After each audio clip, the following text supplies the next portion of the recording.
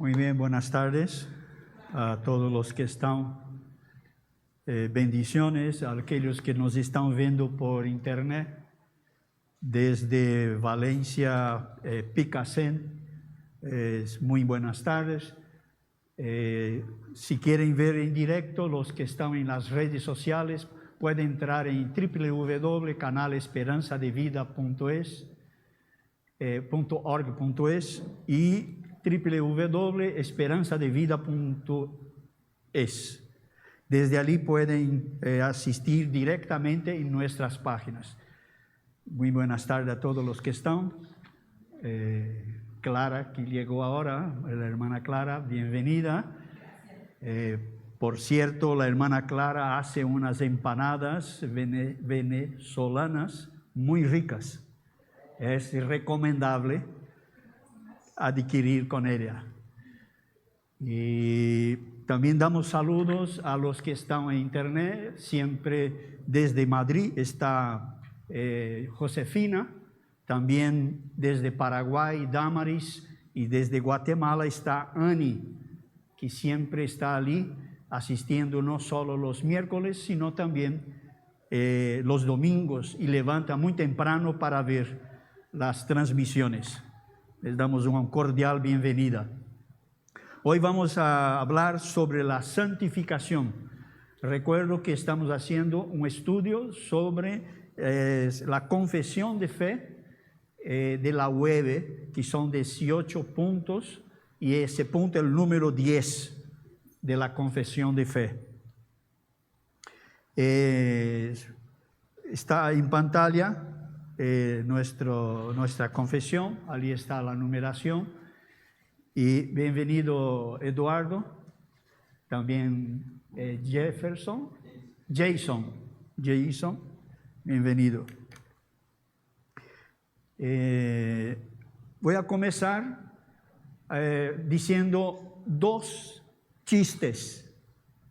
Los chistes que paso son para que observen el texto y observen la acción de los personajes.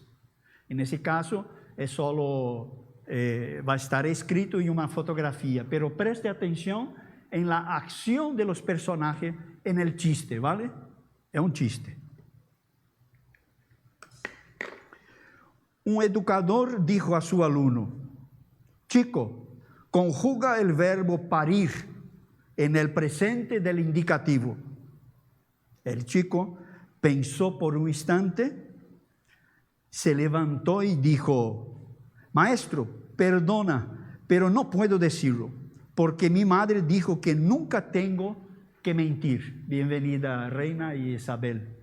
Reina Isabel y Isabel. Estamos contando un chiste. Maestro, perdona, pero no puedo decirlo, porque mi madre dijo que nunca tengo que mentir. El maestro lo miró sorprendido y dijo: pero no te estoy diciendo que mientas, simplemente que conjugues un verbo. El chico contestó: pues pídeselo a una chica, porque yo nunca podré parir. El que entendió se ríe. Bueno, por lo menos 5, 6, 7, 8, 9, 10, 11, 12. Las sillas faltantes también entendieron. Perdone, porque nunca podré parir, dijo el chico. ¿Por qué? No se explica los chistes. Pero aquí quizás sea necesario, porque él tenía que decir: a ver, Fina, diga, yo paro, ¿verdad? Yo no voy a parir, yo como hombre. Vale, diré de otra forma, otro chiste. Un encargado de señalización de tránsito recibió la orden de hacer carteles. Cuando llegó a la señal de detenerse, dijo: escriba, pare. El que escribía preguntó: señor, ¿es pare de parir o pare de parar? El encargado respondió: mejor cambie eso por stop, que ahí ya no hay problema, ¿no?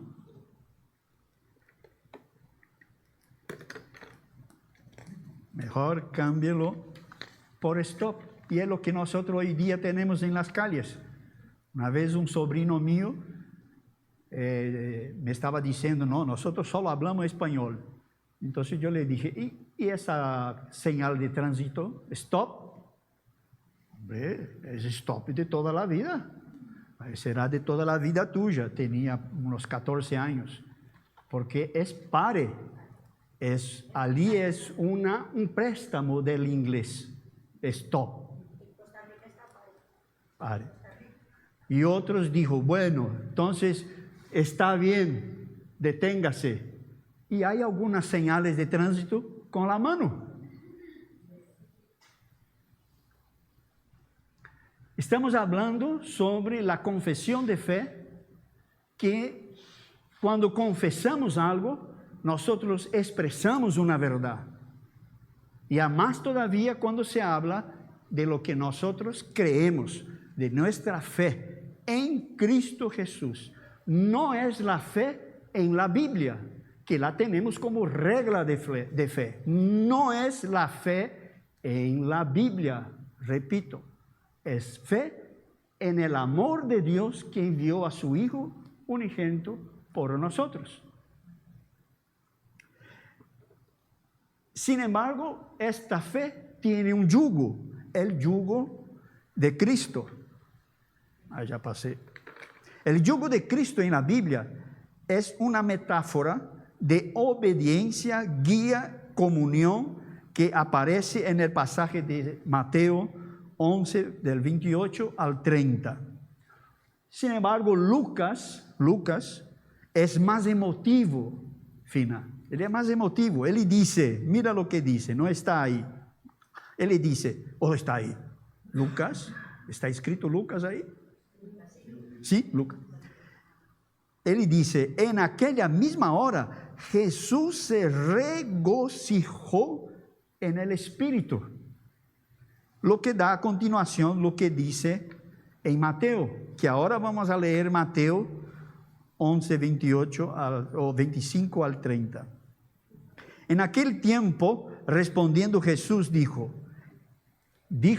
una oración hablando con su Padre: te alabo, Padre, Señor del cielo y de la tierra, porque escondiste estas cosas de los sabios y de los entendidos, y las revelaste a los niños. Él está hablando con Dios para decir una verdad a los que le estaban escuchando. Bienvenida, familia. Un gusto en verlos. Jesús estaba hablando con el Padre frente a una multitud para enseñarles algo. Jesús siempre que hablaba enseñaba algo. Siempre. No había una vuelta atrás. No había un chiste de inicio, como el que yo leí. No había chiste. Algunos por ahí dicen que él hacía ahí un chiste con los fariseos. Lo siento. No había chiste de broma, no había una cosita. Él decía una verdad para crecimiento. A algunos no se importa, pero esta es una verdad. En el 26 dice: sí, Padre, porque así te agradó. Escondiste esas cosas de los sabios y de los entendidos y las revelaste a los niños. El 27, todas las cosas me fueron entregadas por mi Padre, y nadie conoce al Hijo sino el Padre, ni el Padre conoce a alguno sino el Hijo, y aquel a quien el Hijo lo quiera revelar. El 28 dice una gran verdad: venid a mí, dirigiéndose al público. todos los que estáis trabajados y cargados, y yo os haré descansar. Llevad mi yugo sobre vosotros y aprended de mí, que soy manso y humilde de corazón, y hallaréis descanso para vuestras almas, porque mi yugo es fácil y ligera mi carga. Ese es un versículo que nosotros conocemos muy ya de cabeza, ¿no? De memoria. Hemos escuchado un montón, todos creo que están aquí, a no ser Eduardo, que hace poco se entregó al Señor, ¿no? Pero ese es el yugo que dice el Señor. Bienvenida, familia. Porque mi yugo es fácil y ligera mi carga. Él estaba hablando no solo a sus discípulos, sino a todos aquellos que le estaba escuchando, que era una multitud tremenda. Entre ellos los fariseos.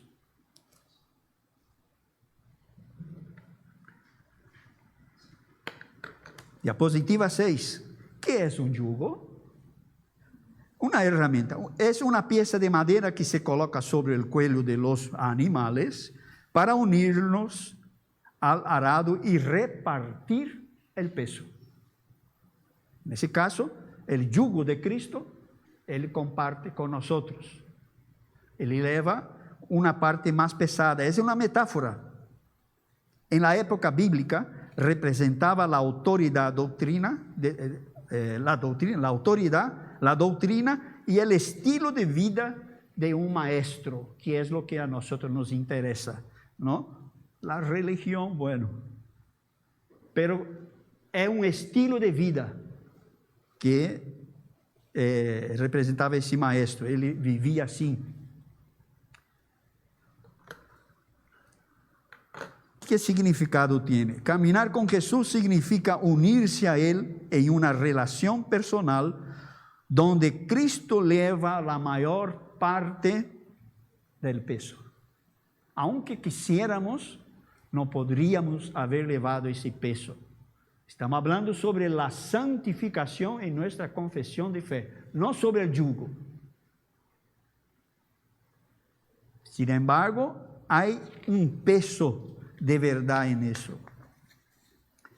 Descanso para el alma. Jesús contrastó su yugo. ¿Estoy diciendo bien yugo? Porque en Brasil uno dice jugo, o sea, bueno, yugo, con las pesadas reglas y exigencias de los líderes religiosos de su tiempo.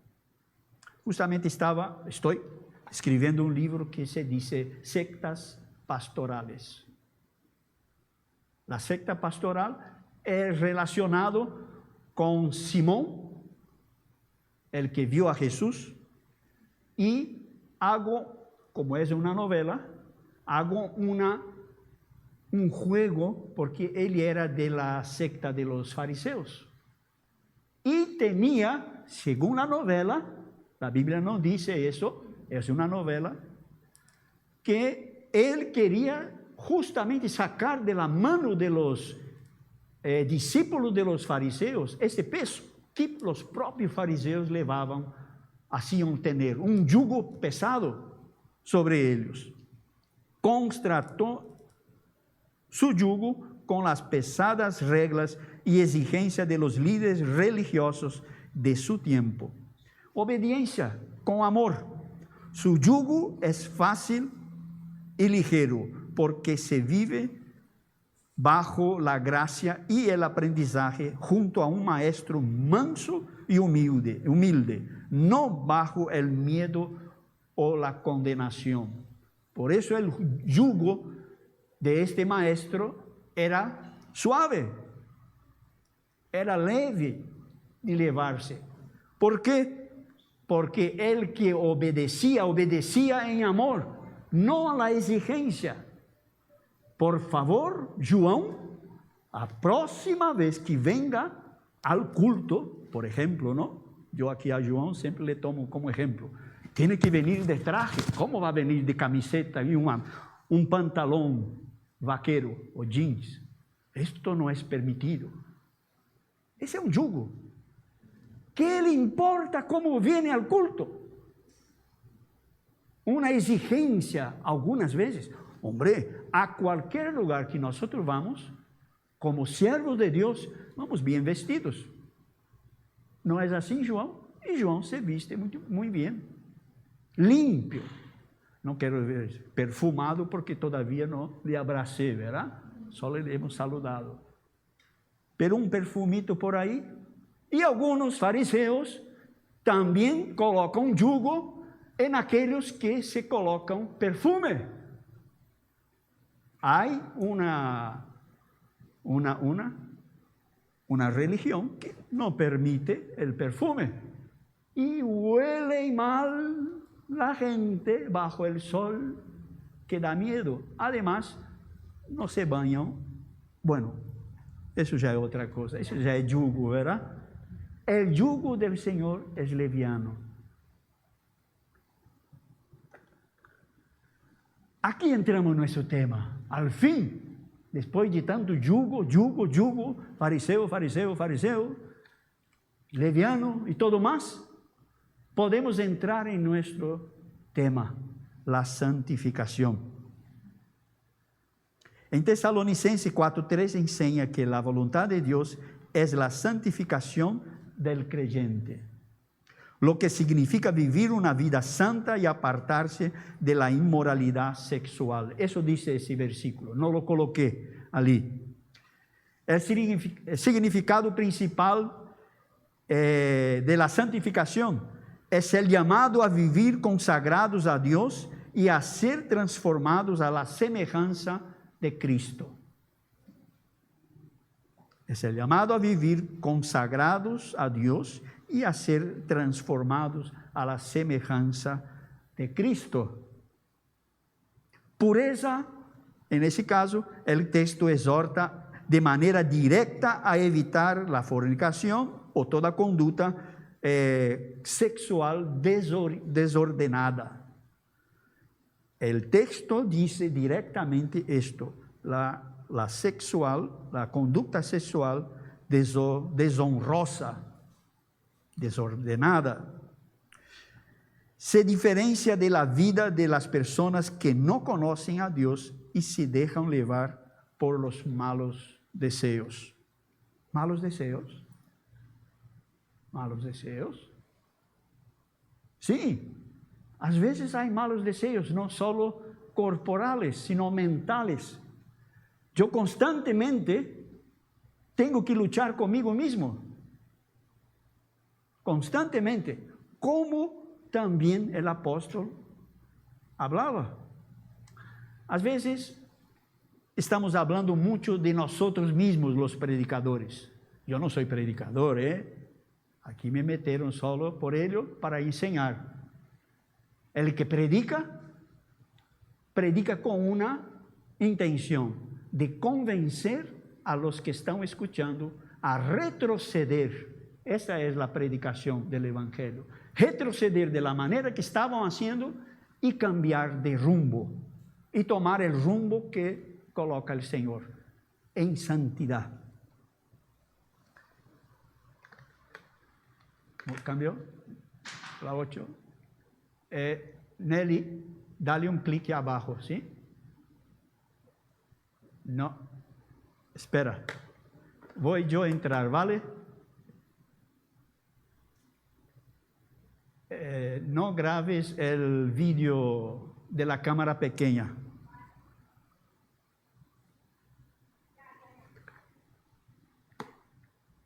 Vale. Estamos en el 8, pasó al 9. ¿Todos ven el 9 ahí? Que yo no veo en mi espalda. Vale. ¿Cuál es la obra que Dios nos encomendó que hiciera? Bienvenida, Nelly. Bueno.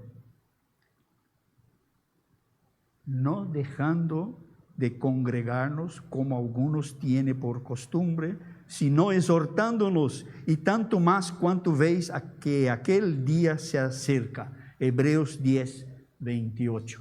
Esto de hacer la obra del Señor es dicho muchas veces por nosotros. Pero ¿qué es esto de hacer la obra del Señor? ¿Cuál es la obra que Dios nos encomendó que hiciera? ¿Congregarnos?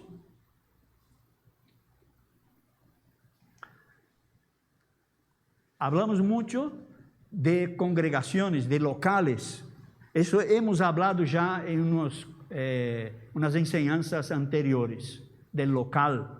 Y alguien ya está hasta aquí de tanto escuchar que yo diga, no llamen a esto de iglesia. Las 4 paredes no es la iglesia. Y nosotros pasamos mucho tiempo haciendo algo. Y les daré un ejemplo. En 1986 llegué de vuelta a São Paulo y la iglesia, la congregación donde yo salí, me tenía como un misionero que fue enviado a Paraguay. Ellos me tenían así, yo me fui porque el Señor me llamó. Como te conté la otra vez, Afina, di mi testimonio. Pero esa congregación me tenía como misionero y se reunía en un restaurante cuando yo me volví, un restaurante, porque había pocas personas, se habían dispersado por una separación y habían 13 personas solamente. Se reunían en un restaurante que tiene toda la estructura, ¿no? Dejaban su coche en el estacionamiento del restaurante, se iban, se marchaban, terminó el culto, fina, afuera. Caterine no tenía que limpiar nada, se fue. ¿Por qué? Porque era el restaurante, era alquilado el lugar. Comenzó a crecer porque la gente tenía tiempo para orar, no se preocupaban con el local, pensaban en otra cosa. Comenzó a crecer. Y el dueño del restaurante dijo, lo siento, ustedes ya son muchos. Porque llenaba el estacionamiento del restaurante para un solo lugar y era un restaurante grande. Por eso que dicen que los brasileños tienen manía de cosas grandes, ¿verdad, João? Porque es grande, es mucha gente. Uno dice, vamos a hacer una reunión, 30 personas. No puede entrar 30 personas en un piso, en casa. No puede. Entonces se decía bajito, Fina, vamos a hacer una reunión, 15, 20, ¿a que sí, João? Es mucha gente, harta gente. Y comenzó a crecer. Y había, casi en la misma avenida, había una iglesia, o sea, una congregación evangélica árabe. El pastor pasó por allí y dijo, a lo mejor ellos nos alquilan, porque escuchó que no había miembros. Y el pastor de allí dijo, claro, podemos alquilarles el lugar, un lugar grande. Que cuando él abrió la puerta, ¿sabe lo que salió de adentro? Un murciélago. ¡Hala! ¿Alguien ya vio un murciélago? ¿Sí? Salió un murciélago volando. Porque no había nadie hace mucho tiempo en aquel local. Y se alquiló el local.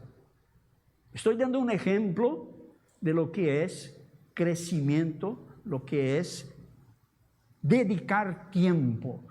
Y vuelvo a decir que se alquiló el lugar. El lugar tenía una faxinera, como una limpiadora. Tenía quien cuidaba todo, uno podía entrar, dejar todo como estaba después del culto, que había alguien que venía, no de esa congregación, sino de la árabe, venía y arreglaba todo. Podía dejar como quiera, ellos arreglaban para el próximo culto.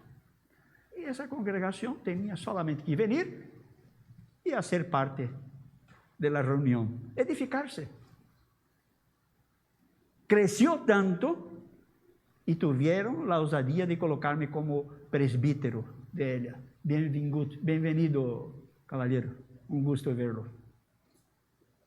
Me daba allí, ¿sabe cuántas personas comenzaron a venir?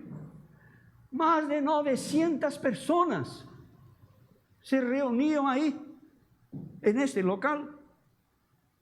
Imagínate el tamaño del local. Y estaba abandonado.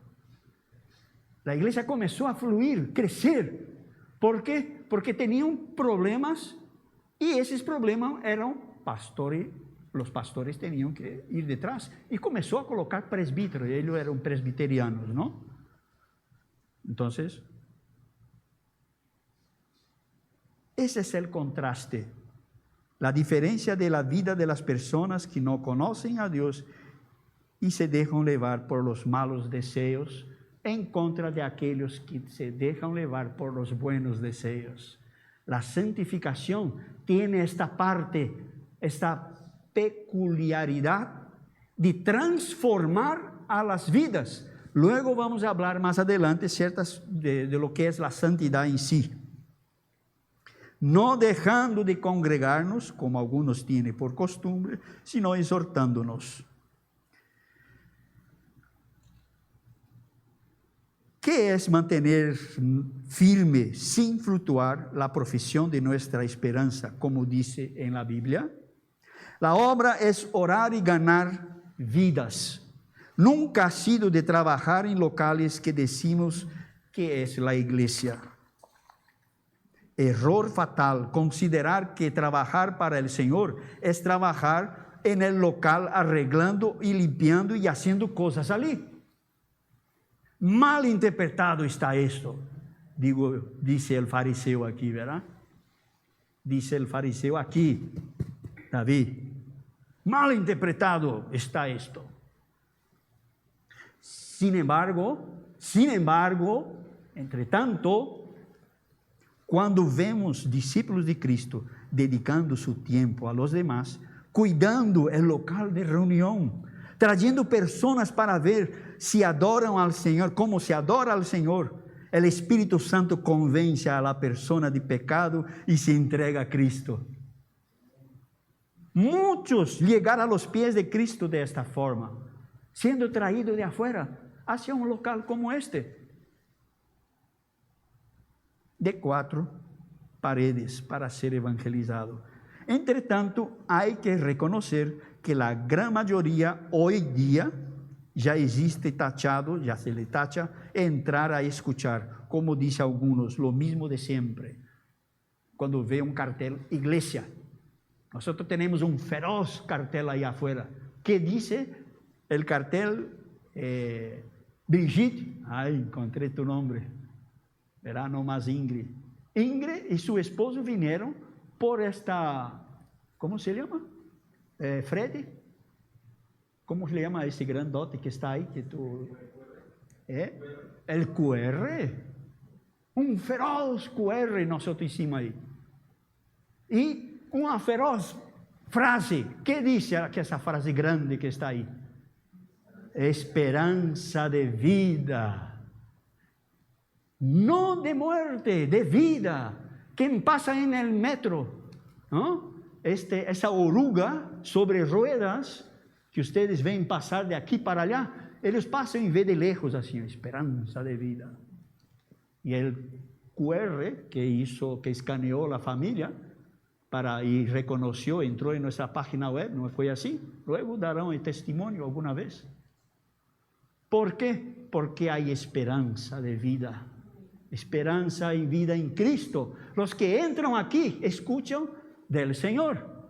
Los que llegan a recibir comida aquí, como la otra vez encontré, ¿cómo se llama usted? Clara, encontré ahí afuera. Nos alegramos. ¿No fue así? Vino al mismo local. Por eso que hay que sopesar esto. Si aquí se dedica a trabajar solamente y dedicar y decir, yo estoy me santificando, está mal dicho. Se edifica teniendo comunión uno con los demás. Cuando limpiamos aquí, vemos, si ustedes vienen aquí, yo de tanto en tanto vengo y escucho Caterine cantando, ¿verdad? Con una alabanza, es la que limpia el local, se edifica. Siempre lo que somos habla más alto y más claro Por ello estamos atentos a la voz del Espíritu Santo. Es nuestro deber y privilegio. Él es quien conoce los corazones y nuestro deber es y será siempre orar y esperar la respuesta favorable de su parte para actuar conforme a sus ordenanzas. Por eso está muy bien también que hagamos locales. Y voy a dar una parte de un historiador, lo que él hizo. Hizo una monografía, un estudio sobre esto. Esta sensibilidad logramos en comunión, orando en todo tiempo, como bien nos enseña el texto bíblico, y solo probando de esa manera en todo tiempo, tendremos esa confirmación de la eficacia de hacer esto en todo tiempo. Orar en todo tiempo. No me olvido de Nora. No me olvido. Que ela orou por mim, como eu dije. Enseguida, sempre que me viene, pum, estoy orando. Estoy orando por Fina. Às vezes agarra assim, ela é finita, pero la oración le agarra. También por usted, caballero. También. No voy a decir tu nombre, que se llama Carlos Andrés, porque, bueno, todos ya saben. No voy a decirlo. Nem tampouco voy a decir que oro por João, que estuvimos intercedendo por ele e por su hijo. Todo el fin de semana. ¿No es así, don Fernando? He visto preocupado. Don Fernando el domingo, corriendo de aquí para allá, me llamó João, quiero llevarle. Es una oración esto también. No estoy hablando de él. No estoy hablando de nadie. Estoy hablando de lo que el Espíritu Santo nos hace. Nos hace santificarnos. Separarnos para esto. Por eso insisto, como un buen fariseo, insisto, que, voy a contarles, un historiador, yo tenía 24 años cuando leí, un historiador en su tesis, defendiendo la obra de la iglesia en la tierra, me dijo que nuestro deber como discípulo de Cristo era fundar iglesias. ¿Fundar iglesias? ¿Está bien dicho? En lo que se refería a edificar locales para ellos, los discípulos, pudieran reunirse así. Esta era su tesis. Muestra de esta importancia era que cualquiera que viera esa edificación pudiera rápidamente identificar el local y refugiarse allí, sabiendo que desde el púlpito, por eso yo bajé de allí, ¿no? Desde el púlpito sería predicado el evangelio. La verdad es que tenía razón en parte, porque este hecho hizo a muchos estar en comunión constante y recibir de forma sistemática las enseñanzas de las Sagradas Escrituras. Es lo que hoy mismo estamos haciendo. Si usted viene constantemente, va a haber una enseñanza sistemática, que es de nuestra confesión de fe, que nosotros hemos adoptado de la web, ¿vale? Es solo para repasar a aquellos que llegaron después. Sin embargo, esta afirmación, esta que dijo este señor, es un historiador. Sin embargo, esa afirmación sobre los edificios causó a muchos a creer que ese edificio era la iglesia de Cristo, o casa de Dios, muy usado. Vamos a la casa de Dios. Por tanto, su entendimiento en cuanto a santificación era trabajar en el local, considerando que esta es la obra de Cristo, que Cristo encomendó a su iglesia. Frases muy comunes escuchamos hasta el día de hoy. No dejando de congregarnos como algunos tienen por costumbre, sino exhortándonos para hacerlo. Usamos esa frase, no deje, hermano, no deje de congregarse. Tiene que venir al local. Ahí mismo, tú puedes, hablando con esa persona que está alejada de la iglesia, entre paréntesis, puede hacer una comunión. 2 o 3 reunidos en mi nombre, ¿qué dice?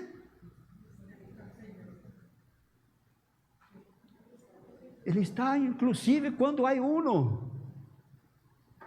Quando estamos solos, o Senhor está.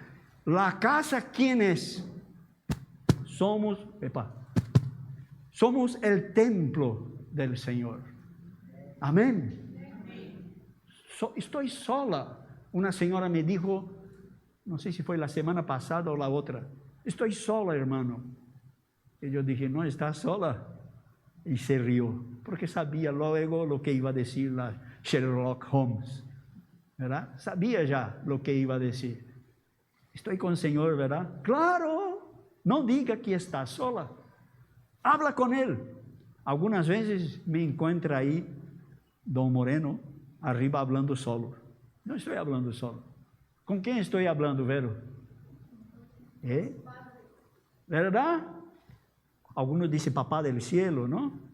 Estamos hablando con el Espíritu Santo. Y cuando necesito de ayuda, como digo siempre a Nelly, no me acuerdo Nelly. Y digo, Señor, no entiendo, no me acuerdo. Y ¡pim! Como un clic, viene un mensaje, ¿verdad? ¿Cómo era esto, Señor? ¡Pim! Me hace recordar. Porque el Señor está presente. Entonces, no es necesario, es una costumbre que nosotros tenemos decir, hermano, acuérdese del versículo de Hebreos 10:25, que no dejen de congregarse. Está bien, no dejen de congregarse. El texto histórico de este pasaje, que es de Hebreos, de la epístola de los Hebreos, es fundamental para entender por qué el autor insistió tanto en que no dejaran de congregarse. La carta fue escrita aproximadamente en los años 60 y 90 después de Cristo. Eso dicen los entendidos. Bienvenido, caballero. En una época de extrema tensión para la iglesia primitiva. El punto 1. La crisis de identidad y persecución ocurría allí.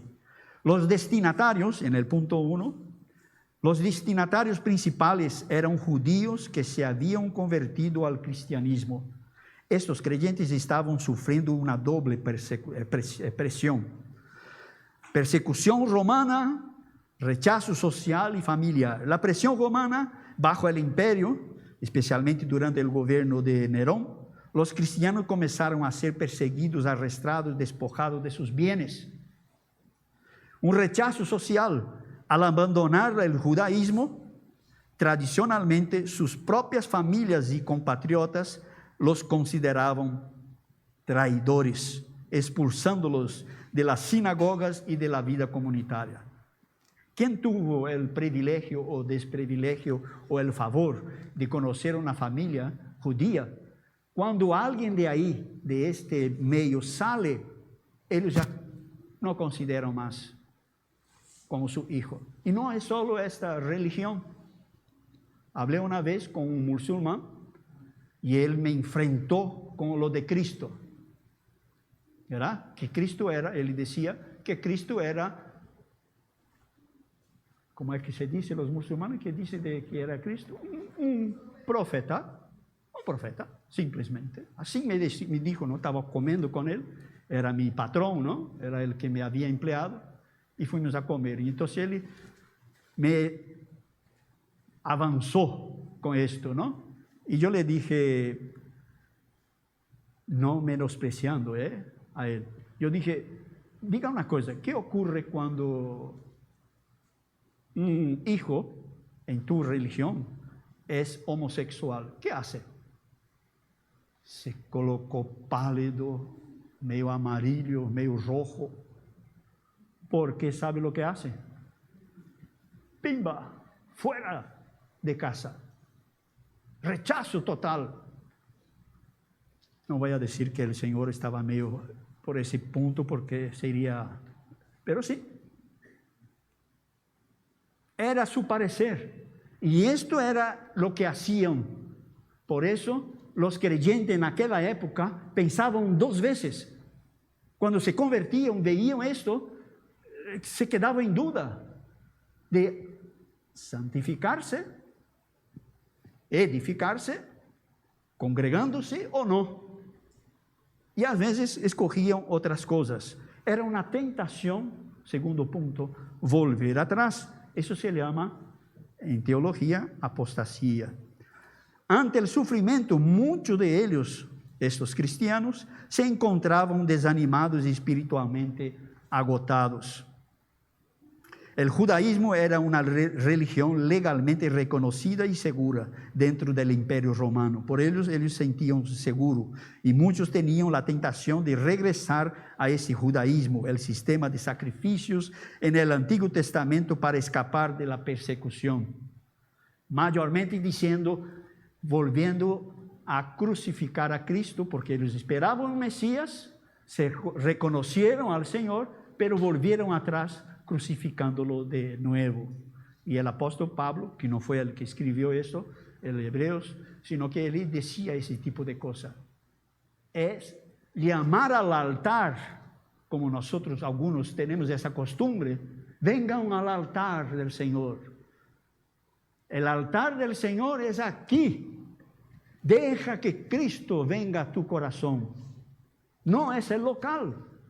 Pero son palabras que nosotros estamos acostumbrados y entendemos en su contexto. Pero algunos se confunden con estos términos que nosotros tenemos. Recuérdase que al inicio yo dije, presta atención en las palabras, que son muy importantes.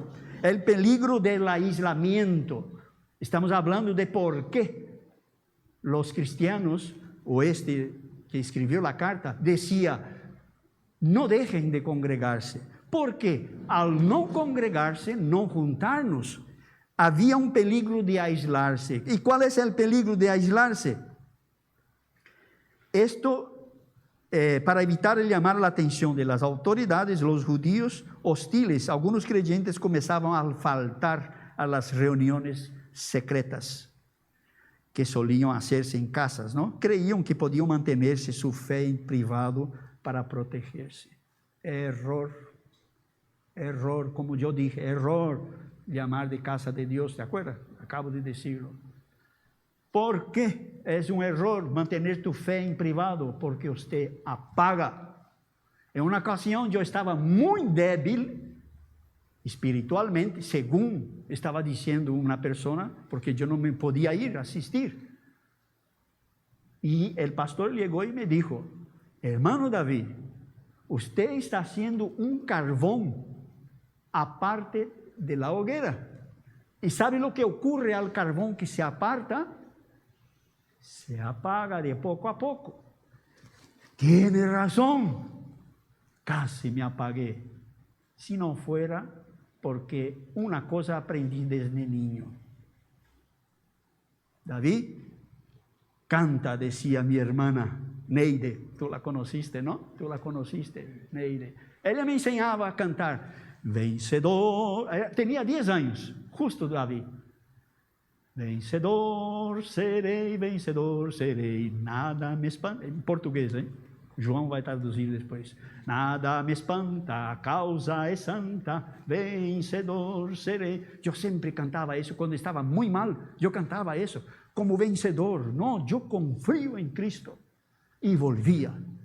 El carbón se acercaba de nuevo a los hermanos y él tenía razón. Si yo me quedaba apartado, alejado, apagaba.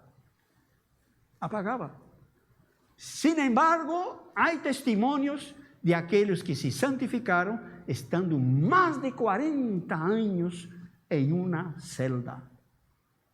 ¿Por qué? ¿Sabe qué ocurría? Con esta necesidad de congregarse, cuando llegaba una persona a traer la comida, mira, un siervo de Dios me trae la comida,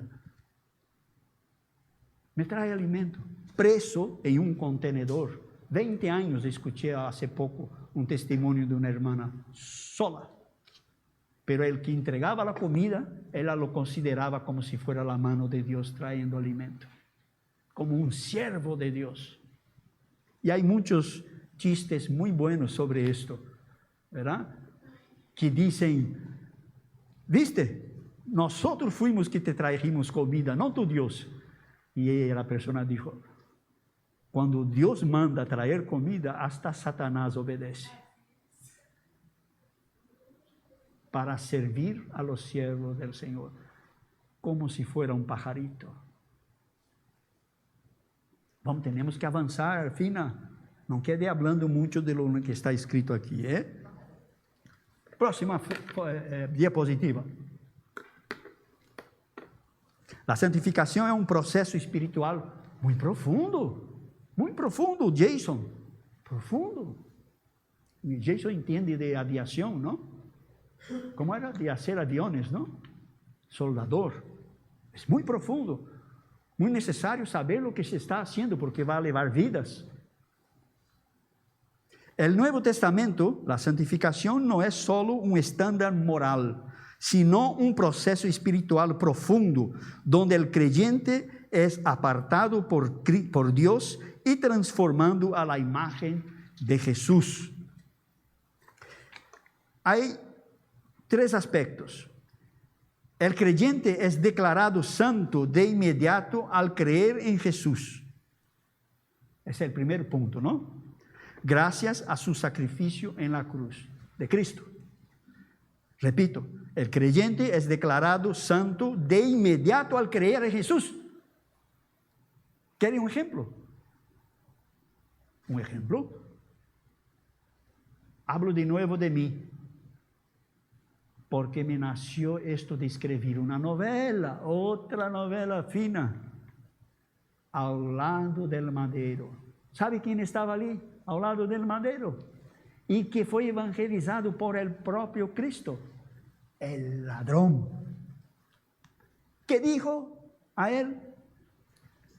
Hoy estarás conmigo en el paraíso. Y en el paraíso, ¿quién está? Está el Señor, está Dios, un lugar santo, santo, separado. Nadie puede estar ahí a no ser aquellos que han sido coronados, como lo fue este tío que reconoció con una simple palabra: acuérdate de mí cuando esté en tu reino.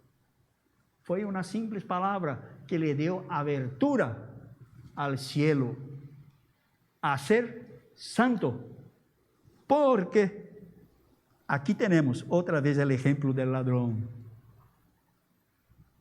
El 2 es el proceso diario. 2 cosas, hay 3 cosas. Primero es cuando nos convertimos, santificación ahí. Segundo, es un proceso diario donde el Espíritu Santo transforma el carácter, los deseos y la conducta de la persona. La dicha de la santificación es gozar de la presencia del Espíritu Santo en todo momento durante ese proceso diario. Sea en cualquier lugar que estemos, nos alienta y nos alegra o trae alegría al corazón, viendo que fluye de nosotros sus frutos en abundancia para con los demás. Cuando encontré con Clara en la puerta aquí, mi corazón se dio un salto. ¿Sabe por qué? Porque yo había dicho a Bogomil: seguro que yo voy a salir por ahí y voy a encontrar a alguien. No te preocupes, porque había pedido un favor a Bogomil y él no podía. Falei: no te preocupes, yo voy. Estaba malito, no podía andar tanto, pero yo dije: seguro que encuentro por ahí. Y encontré con Clara. ¿No fue? Yo, cuando he visto a ella, he visto, creo que a 2 o 3 calles de aquí, y vinimos hablando, charlando, hablando sobre su hijo, Me alegré. Es la dicha de la abundancia que tenemos cuando nosotros al diario caminamos con el Señor.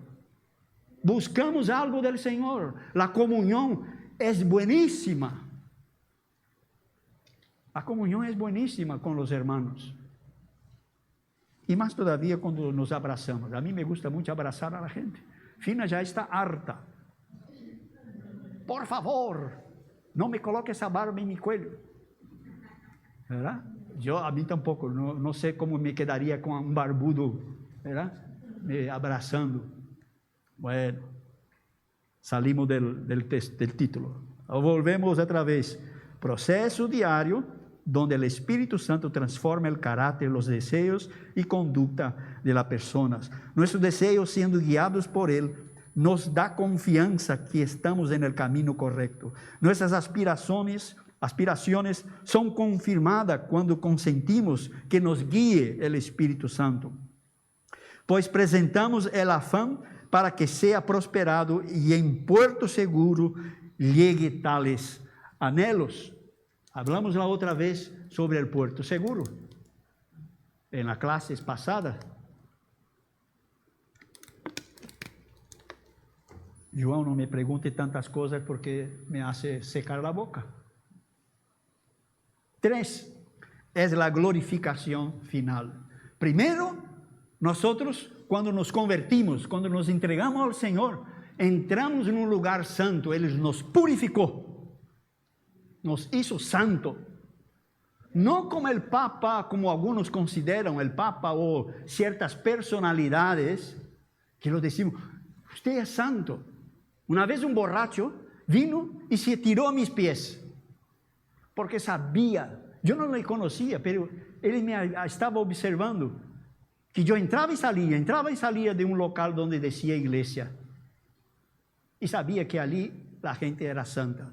Él estaba borracho en un bar, estábamos comiendo, y él vino detrás, entró en el local y se tiró a mi pie. Te cuento lo que quise hacer, João. Cuando comenzó a decir, te adoro, a mí me vino un calor, porque mi corazón solo quiere adorar a Dios y ese tío se tira. Y ahí me acordé del apóstol Pablo, cuando un tío, una tía, venía y decía, esa gente es servo de Dios, esa gente es servo de Dios. Él volvió y le expulsó el demonio de adivinación que tenía. No era necesario decir que somos servos de Dios. Estamos alabando a Dios, no al servo. Por eso, cuidado con esto. Y hay mucho más. En la glorificación final, cuando el creyente es totalmente libre de la presencia del pecado al estar con Dios, esa allí será la última fase de la santificación. La primera, cuando nos convertimos. La segunda es la que nosotros estamos ahora en el tiempo de la gracia pasando. Esa es nuestra santificación, es hoy, es inmediato. Hace un minuto atrás, hace una hora, 45 minutos, más 55 minutos que estoy hablando, que estamos viviendo esta santificación. Y todo ese tiempo, estamos hablando de eso ahora. Primero, al convertirnos, nos santificamos. Ahora, estamos siendo santificados. Yo estoy creciendo, dando ese estudio, porque tengo que estudiar la Biblia, tengo que pensarlo y comparar mi vida con lo que estoy diciendo. Siento mucho, pero tengo mis fallos. Y cada día, João, cada día yo pienso, ¿en qué metí la pata? Seguro que metí la pata con João, que es mi vecino ahora. Seguro, me olvidé de él. ¿Por qué no oré por él? ¿Por qué no le ayudé? ¿Por qué no oré por Joãozinho? Me olvidé de orar por su hijo, que era semejanza, igualito. ¿No? No es así, Fina, es igualito. Uno mira al Joãozinho pequeño y mira al Joãozão grande, es lo mismo. Y esto es una honra para este varón. Epa, una moneda. Es una honra. Entonces, 3 fases. Caterine, no te duermas, ¿eh? No me haga eso. Te tiro un bote. Toma un poco de agua. 3. Primera, cuando nos convertimos. Segunda, hoy. Y tercera, la que esperamos con ansia.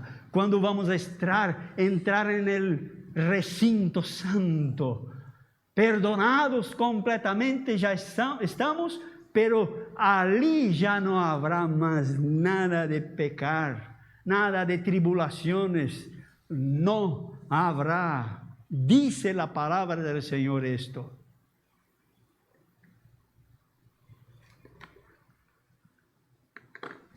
Creo que no vamos a llegar al final. La santificación plena con el poder de Jesús. Aspectos claves. Significa la palabra santo, la palabra en griego, que no voy a decir mucha cosa de ella, sino decir que apartado para un propósito sagrado, un puesto de lado para Dios. Dios nos apartó. Cuando Carlos Andrés recibió al Señor, Dios le dijo, a este costado, ya no más pertenece al mundo. No más. El rol ahora del Espíritu Santo en nosotros. ¿Qué hace cuando el Señor prometió que nos viniera la otra clara? La clara de las empanadas, que vende rica de empanada, y la clara que encontré, clara y clara. Hay dos claras finas. Que clariosos estamos, ricos. Cuando el Espíritu Santo entra en nosotros, esa transformación no ocurre por esfuerzo puramente humano, sino por el poder y la guía del Espíritu Santo en la vida diaria.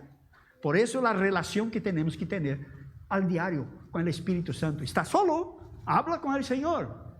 ¿Está juntos? Oren. Yo me encontré con un muchacho que está en nuestro edificio, un João, su esposa. Él está en el fondo. Allí mismo yo oré con él. Y nos edificamos juntos. Oramos por su hijito que va a venir en esos días. Y es maravilloso ver una mujer embarazada. Yo tuve la dicha de verlo varias veces. También depende de una respuesta humana. Hablamos de cómo podemos tener este aspecto de la santificación. El tercero es como si fuera una respuesta humana. Requiere una cooperación activa del creyente a través de la obediencia, la oración y el abandono de conductas dañinas. A mí es difícil decir dañinas. Conductas dañinas.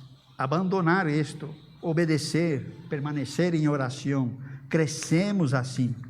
Esta es por eso que decimos siempre, venga. La santificación plena con el poder de Jesús.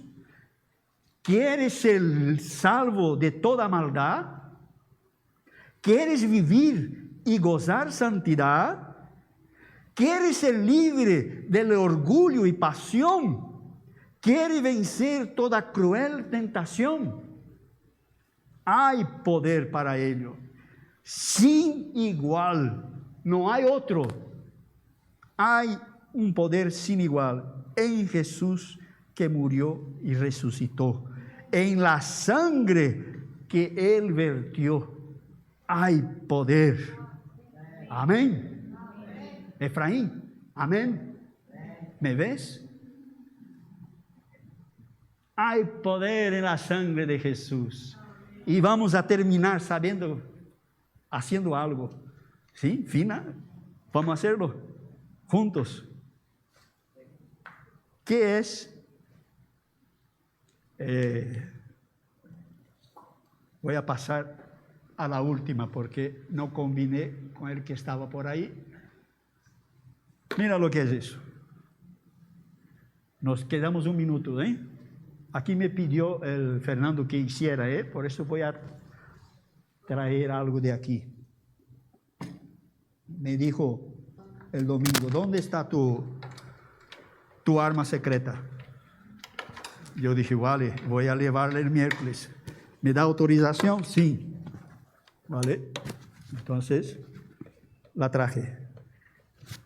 Yo predicaba el evangelio con este banjo no voy a decir que son 40 años porque ustedes no van a creer, ¿verdad? No van a creer, ¿no? Ese es un coro. A ver.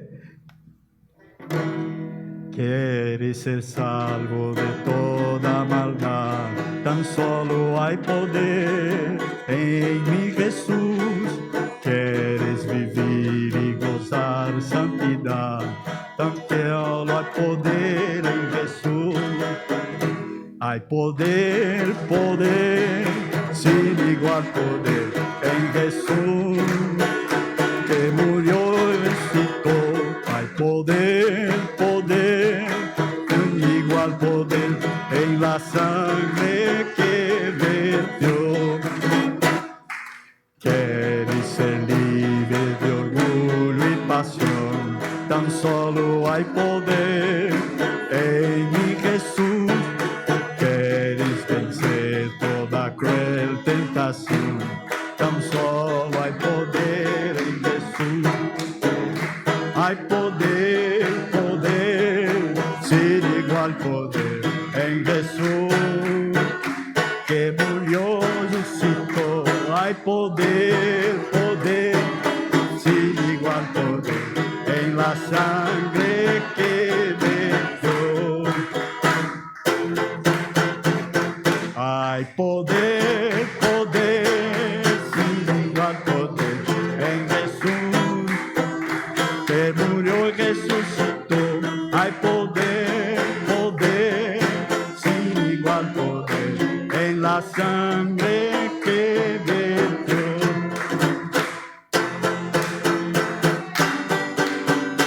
Hay poder, poder, sin igual poder en Jesús, que murió. Hay poder, poder, sin igual poder en la sangre que vertió, en la sangre que vertió. Bendito sea el Señor. Hay poder en esa santidad que Él nos da. Muchas gracias por los que están viendo por internet. Que Dios les bendiga y les esperamos el miércoles que viene con otro punto de nuestra confesión de fe. Y el domingo a las 11:30 también tenemos el culto online. Que el Señor les bendiga grandemente. Le damos un chao a los que están